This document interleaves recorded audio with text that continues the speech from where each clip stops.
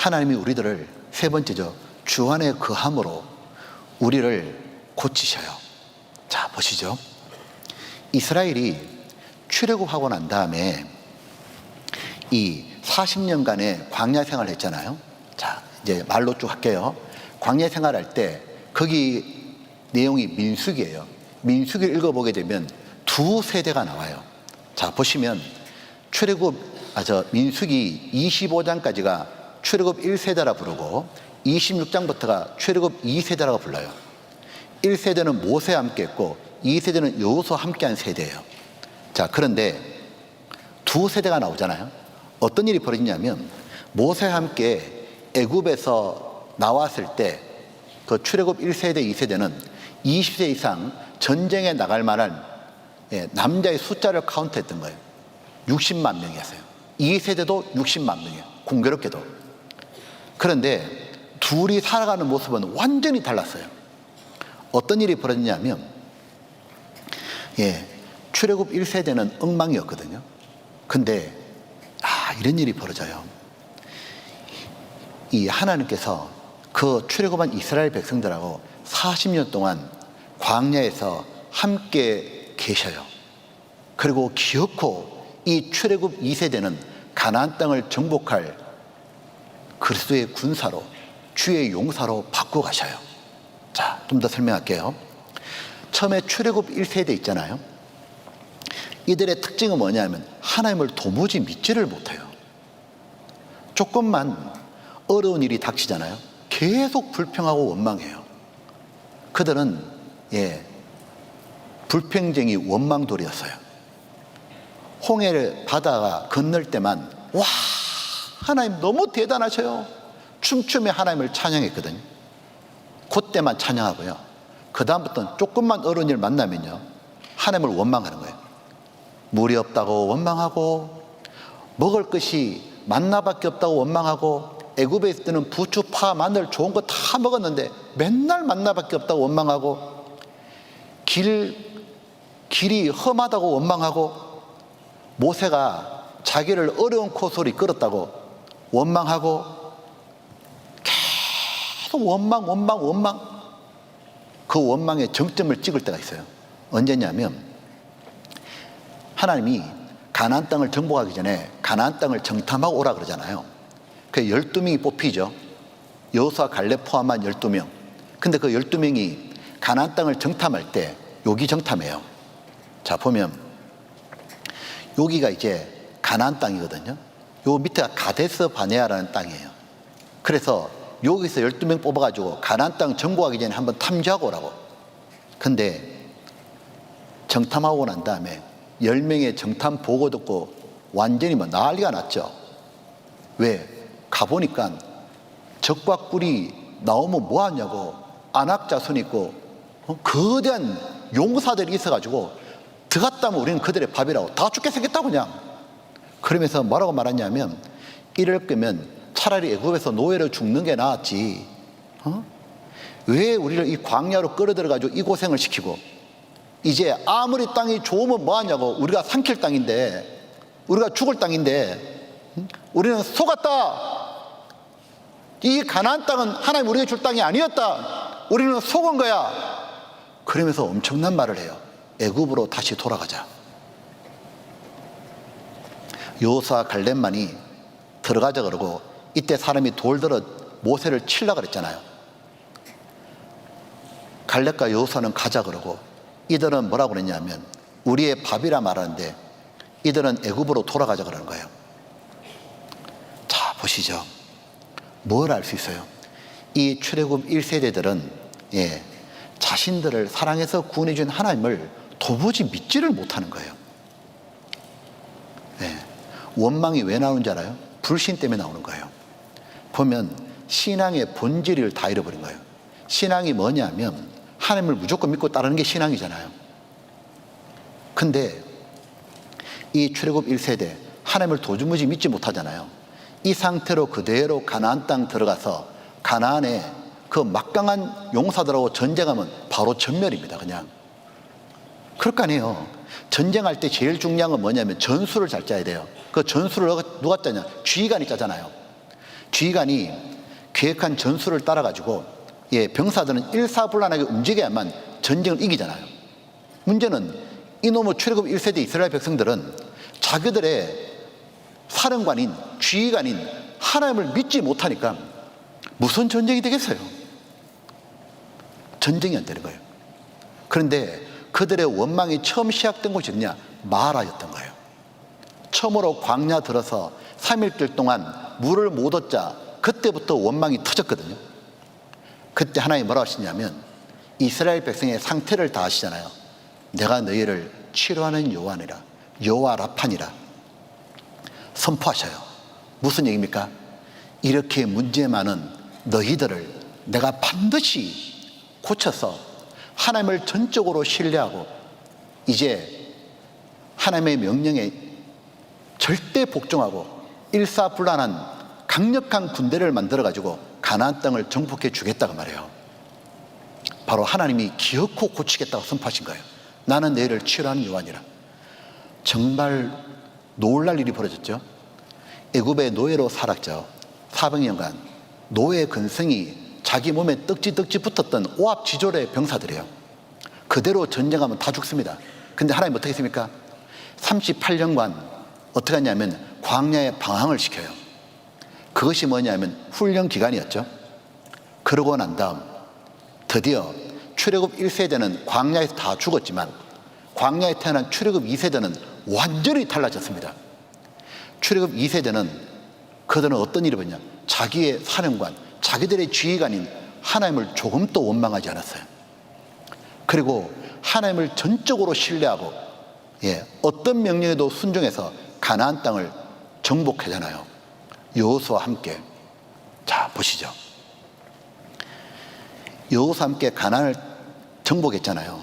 이 2세대가 가나안을 정복할 때 제일 먼저 맞이한 게 뭐냐면 요단강을 건너고 그 다음에 할례 받고 여리고성 점령하고 이렇게 점령해서 12지파가 가나안 땅을 차지해요.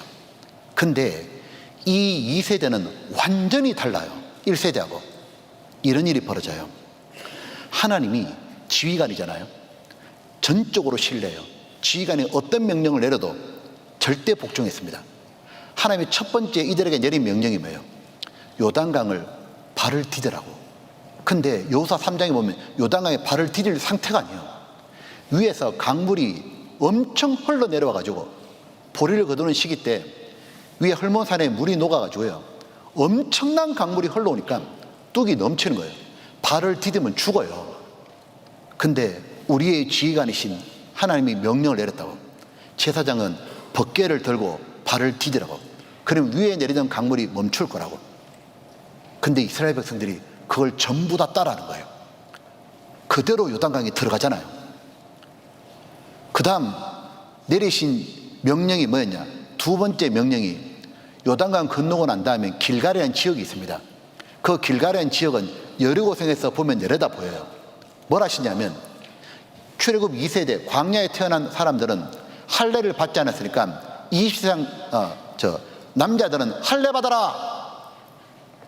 할례 받지 않은 남자는 다 할례 받아라. 아시죠? 할례 받고 나면 못 움직입니다. 창세기 34장에 이 야곱의 딸 디나가 강간당하고 난 다음에 이 세겜 족속을 할례 받게 해놓고는 레이와 시몬이 가서 다 죽여버렸잖아요. 그걸 자기들이 잘 알고 있어요.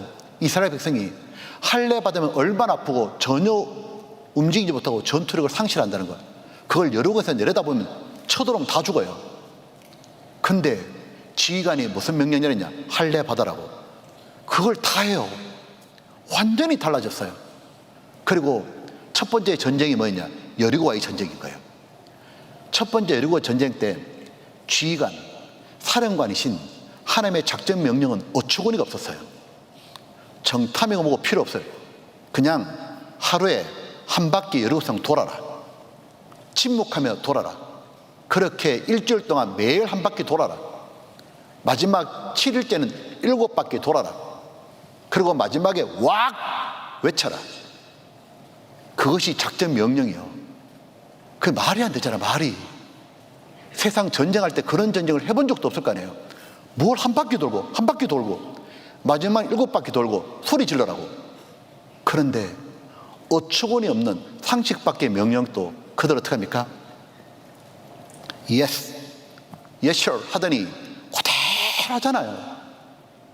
그리고 하나님은 이 여리고성을 진동에서 지인으로 무너뜨려 버리잖아요. 그리고 이스라엘은 남쪽으로 북쪽으로, 이스라엘은 제일 먼저 중앙을 쳤습니다. 중앙, 남쪽, 위쪽 십자가 대형으로 가나안 땅을 정복한 거예요. 그 가나안 땅을 정복할 때 하나님 그들과 함께하면서 그들의 기도에 응답해 주시죠. 여호수아가 기도하자 해와 달을 띄워서 멈추고 하늘에 우박을 떨어뜨려 가지고 가나안 족속을 멸망시켜 버리잖아요. 그리고 기업고 차지하게 만들잖아요. 하나님은 하나님의 그들에게 약속했죠. 여호수아에게 첫 번째 약속이 뭐냐면, 여호수아야, 백성들 데리고 가나안 땅에 들어가라. 네가 밟는 땅을 내가 다 너에게 주리라. 믿었습니다. 하나님의 말씀은 무조건 믿었습니다. 그리고 하나님이 내리시는 작전 명령대로 행하자 승리했습니다. 이들은 출애굽 1세대하고 또 완전히 다른 게 있어요. 하나님이 세우신 질서에도 철저히 복종했습니다. 출애굽 1세대의 특징은 뭐냐면, 하나님이 세운 지도자 모세를 원망했잖아요. 아론을 원망하고, 심지어 고라와 다단 지도자 250명이 이스라엘의 당을 끌어가지고 이스라엘 분열을 깨닫고 모세에 도전했잖아요. 2세대는 하나님이 모세 다음으로 세우신 분이 여호수아잖아요. 그들은 여호수아에게 전적으로 순종해요. 여호수아에게 힘을 실어주고 그들 12지파는 일심으로 협력해서 가나안 땅을 정복했어요. 뭘 알 수 있습니까? 하나님이 선물을 단물로 고쳐준 것처럼 하나님을 경외하지 않고 원망하던 이스라엘 백성들을 이제는 하나님을 경외하고 절대적으로 믿고 순종하는 백성으로 고쳐주셨던 거예요. 예레미야 2장입니다. 예레미야 2장에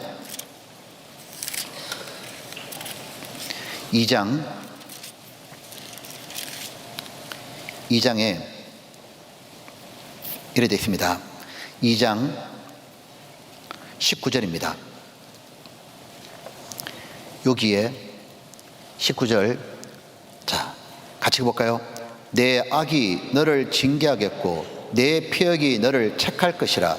그런즉 내 하나님 여호와를 버림과 내 속에 나를 경외하는 것이 악이요 고통인 줄 알라. 주 만군의 여호와의 말이니라. 요 9절에서요, 19절에 경외함이 없는 것이 악이요, 그 다음 단어가 뭡니까? 고통인 줄 알라. 요 고통이 히브리 원어가 마라라고 되어 있습니다. 마라. 즉, 이 쓴맛 마라 말이에요. 하나님을 경외하지 않는 것이 악이고 하나님을 깔보는 것이 너에게 고통이다, 그 말이에요. 근데 하나님이 그걸 바꾸는 거예요. 선물을 단물로 바꾼 것처럼 이스라엘 백성들을 하나님을 전적으로 신뢰하고 경외하고 그 말씀에 어떤 상황에도 순종하는 사람으로. 그래서 어떤 일이 벌어지냐면, 애굽에서 비참하게 노예로 살던 그들이었거늘 그들을 하나님이 고치셔가지고 가나안 땅을 정복하고 차지하는 달콤한 인생으로 바꿔주신 거예요. 하나님은 무엇을 하셨냐면 이스라엘 백성을 광야 38년 동안 고쳐갔던 겁니다. 마라에서 단물로 악을 버리고 하나님을 붙잡고 하나님을 경외하고 순종하는 사람으로. 여기 보면 보십시오. 그들은 어떤 상황에도 하나님을 온전히 신뢰하고 어떤 말씀에도 순종했죠. 여호수아 중심으로 하나가 되었죠. 일사불란하게 협력하며 가나안을 정복했잖아요. 이렇게 고치셨어요. 잘 보세요. 하나님은 뭘 하시느냐 하면은 예레미야 2장 9절 하나 봅시다. 9절 같이 볼까요? 그러므로 내가 여전히 너희와 다투고 너희 후손과도 다투리라. 여호와의 말이니라. 하나님은 어떻게 하시냐면 우리 육신과 다퉈가지고 기어코 뭐냐면 순종한 삶으로 만들어가는 겁니다. 여기서 중요한 게 있습니다. 이 하나님께서 이 야곱도 간사한 자인데 하나님이 끝까지 야곱과 함께 해가지고 이스라엘로 바꿨잖아요. 하나님이 온갖 수단 방법을 다 써가지고 기어코 야곱이 이스라엘이 되도록 형 에서도 보내고 외삼촌 라반 집에도 있고, 딸이 강간당하는 사건 등 온갖 사건 다 겪어가지고 어떻게 했냐, 기어코 자기 수단 방법으로 사는 야곱이 아니라 하나님께 매달리는 엘 베델의 하나님, 베델로 올라가자. 이제는 내가 하나님께 붙잡고 살아야겠다. 그 이스라엘로 바꿔줬잖아요. 야곱이 자기 인생 130년 살면서 뼈저리게 경험한 게 뭡니까? 여호와 라파입니다. 자기를 끝까지 고쳐주시는 하나님. 여러분 보셔요. 하나님 우리를 끝까지 고치십니다. 우리를 버리지 않고 끝까지 고치거든요. 신앙 경험이 뭐냐? 여호와 라파였습니다. 구원받고 지금까지 신앙생활의 경험을 뭐 했냐까? 여호와 라파. 하나님이 끝까지 내 육신과 다투시고 하나님이 끝까지 나 버리지 않고 포기하지 않고 끝까지 나를 붙잡아 가지고 고쳐가시는 거예요. 하나님이 일꾼이 될 수 있도록 고쳐가십니다. 그런데 여기서 너무너무 중요한 진리가 하나 있어요. 무엇이냐면 하나님이 이스라엘 백성을 어떻게 고쳤냐면 40년간 이스라엘 백성들과 함께 거하시면서 그들을 고치셨다는 거예요. 하나님이 이스라엘 백성을 구원시킨 이유가 뭐냐면, 애굽에 나오게 하신 이유가 그들과 함께 거하려고 하셨다 되어 있죠. 하나님은 어떻게 거하셨냐면 이렇게 거하셨죠. 성막이 있고요. 이제 이스라엘 진영이 이렇게 있잖아요. 이렇게 이스라엘 진을 짤 때 항상 성막이 중간에 있고 나머지 12지파가 진영을 쳤습니다. 성막 안에 법궤가 있고 하나님이 이스라엘 가운데 계셨잖아요. 이렇게 40년을 같이 계시면서 그들을 다 고쳐갔습니다. 그죠? 하나님은 이걸 뭐라고 말씀하셨냐면 광야 교회라고 그랬잖아요. 하나님이 같이 계신 곳이, 그곳이 바로 교회였죠. 그래서 이것을 사도행전 7장 38절에 보게 되면 우리 조상들과 함께 광야 교회가 있었고 광야 교회라 그랬습니다. 즉 하나님은 광야 교회에 계시면서 이스라엘을 다 고치셨던 거예요. 무엇이냐면 우리도 오늘 똑같습니다. 우리가 정말 여호와 라파를 경험하고 싶습니까? 문제 많은 나를 정말 고쳐주신 하나님을 경험하고 싶습니까? 그러면 딱 한 가지, 끝까지 주님 안에 머물면 돼요. 끝까지 주 안에 거하면 주님이 여호와 라파라는 걸 뼈저리게 경험하는 거예요. 주님은 아무리 문제가 많은 사람도 기어코 고칩니다. 보면 불가능해 보이는 사람도 하나님의 능력이 있기 때문에 기어코 고쳐요. 출애굽 1세대가 딱 쳐다보고 있잖아요. 가나안 땅 절대로 정복 못해요. 근데 고치셨어요. 가나안 땅을 정복하게 만드셨어요. 제가 오늘 드리는 말씀 중에서 제일 하고 싶은 것이 이거예요. 끝까지 주님 안에 거하라고. 끝까지 주님 계신 몸된 교회인데 머물러라고. 여러분 고쳐집니다. 이거 한번 보셔요. 여기 보면 이 광야 교회가 신비해요. 숫자를 카운트했는데 요쪽 세 지파 합치면 15만 명, 여기도 15만 명, 숫자가 비슷하잖아요. 이쪽은 10만 명, 여기 18만 명이죠. 만약에 텐트를 이렇게 쳤다면 이쪽은 굉장히 길겠죠. 이쪽은 짧고 양쪽은 비슷하죠. 위에서 내려다보면 무슨 대역입니까? 십자가입니다. 자 보십시오. 이 성막을 계속 가다 보면 위에 내려다보면 결국 뭐냐면 십자가예요. 중간에 성막이 있고 동쪽 세 지파, 서쪽 세 지파 이렇게 보면 여기는 짧고 여기는 긴 거예요. 하나님이 위에서 보면 십자가인 거예요. 바로 십자가로 모인 곳, 그것이 교회인 거예요. 주님은 그곳에 계시고 구원받은 사람들을 주님은 절대로 포기 안 합니다. 끝까지 고쳐주셔요. 주님은 기억고 내 생각, 내 마음, 내 죄, 내 행동 다 고쳐요. 그리고 뭐냐? 가나안 땅을 정복하는 용사처럼 그리스도의 군사로 바꾸셔요. 주님은 주께서 너희를 우리 주 예수 그리스도의 날에 책망할 것이 없는 자로 끝까지 경고케 하시리라. 너희를 불러 그의 아들 예수 그리스도 우리 주로 더불어 교제케 하시는 하나님의 미쁘시도다. 그렇기 때문에 우리가 뭐 해야 되냐면 끝까지 있으면 되는 겁니다. 제가 생각해 보면 죄의 종으로 진짜 신기하게 있습니다. 죄의 종으로 살던 사람이요, 구원받고 교회 안에 있잖아요. 교회 안에 계속 머물고 있으면은 점점 죄가 약해지고 어렵게 살아가지는 거예요. 어떻게 평생 죄 가운데 살던 사람이 죄를 버리고 거룩하게 살고 주님의 뜻과 영광을 위해 살 수 있을까? 예. 근데 그런 기적이 실제로 일어나는 거예요. 왜냐하면 주님이 교회 가운데 계시는 거예요.